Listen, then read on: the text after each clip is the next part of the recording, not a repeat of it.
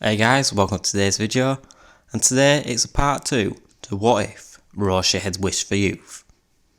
Now, it's been 5 years since the defeat of Piccolo Jr. and the World Martial Arts Tournament.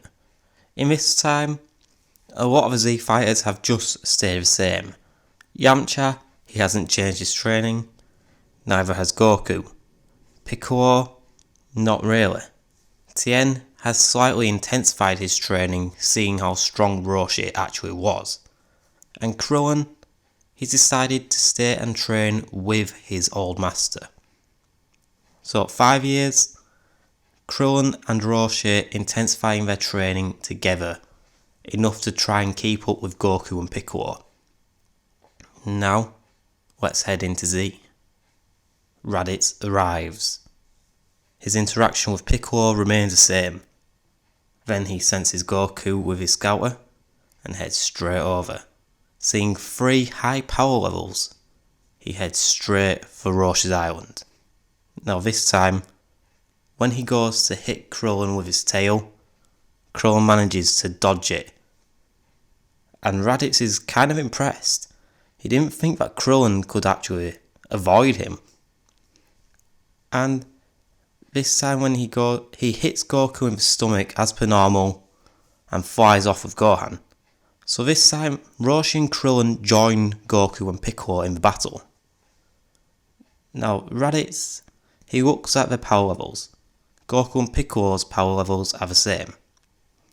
And Krillin's power level is now 310 and Roshi's 320. So they're not that much weaker than Goku and Piccolo now. And the 4 of them together, they stand a chance against Raditz, without any deaths. And Roshi, Goku, Krillin, they've all trained together.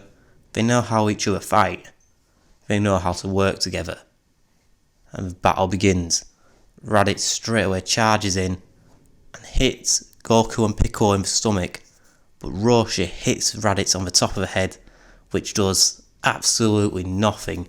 He goes to swipe Roshi, which is when Krillin kicks him in the stomach. Then Goku punches him straight in the face. Piccolo then charges at him and he shoots out his arm as long as it can go, which Raditz grabs and snaps off. Piccolo is without one arm already. Krillin then uses his new attack, the Destructo Disc. Raditz tries to avoid it, but Krillin is following him with the disc. Roshi then fires a Kamehameha wave at the Saiyan, who he doesn't know which shot to avoid. So he tries to avoid the Kamehameha wave, thinking that it's a stronger attack, and the Destructo Disc slices straight through Raditz's armour, just skimming the Saiyan. Now his armour's completely gone, and Goku then fires his Kamehameha wave. While Raditz is distracted, the blast hits him directly in the chest. And he's quite badly hurt because if you remember, when he looked at his scouter when Goku was charging the Kamehameha wave, his power level went to over 700. And it causes quite a bit of damage to the Saiyan, who then fires out of sheer anger a double Sunday at full power, which all 4 of them have to avoid. It does hit Piccolo on his leg as he jumps. Now he's without an arm and a leg. Piccolo is out of commission. So now it's 3-on-1. 3 charge Raditz. Krillin firing a Kamehameha wave, which Raditz dodges. Roshi going to punch Raditz, who he just smacks to the ground, and Goku comes up behind him in the air and fires a Kamehameha wave right at Raditz's back, slamming him into the ground. Raditz gets up, punches the ground, and then he has a realisation of what he needs to do. like Vegeta did in Z, he creates an artificial moon and transforms into Ozaru. Now, I don't believe that Raditz would have the same control over this as what Vegeta and Nappa would have, because they still saw him as a low class Saiyan, so he wouldn't have the strength to control it. So he's just smashing the ground and trying to swipe the Saiyan and his two Earthling friends. They can't do anything, which is when Roshi and Krillin have to tell Goku what is going on.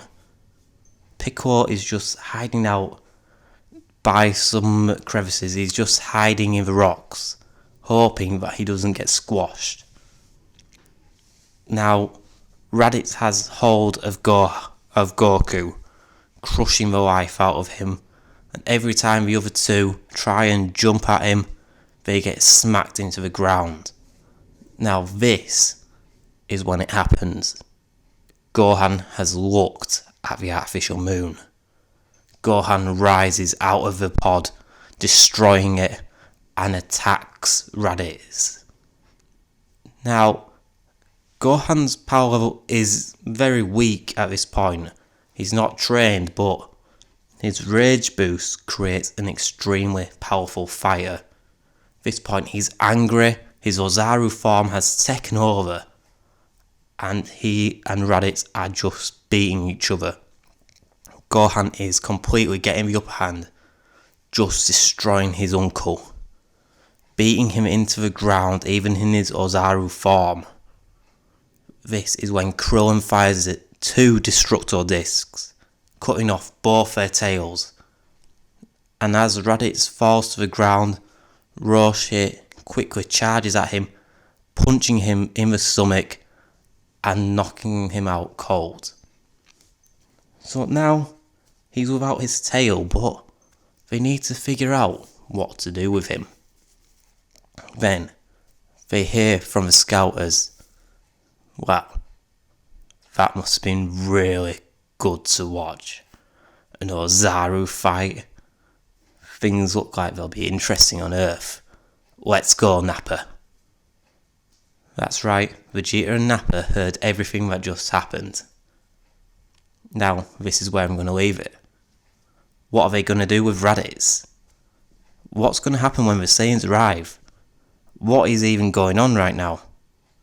All the questions will be answered in the next part. Now guys, if you liked the video, please remember to like, comment and subscribe, and I'll see you next time. Bye.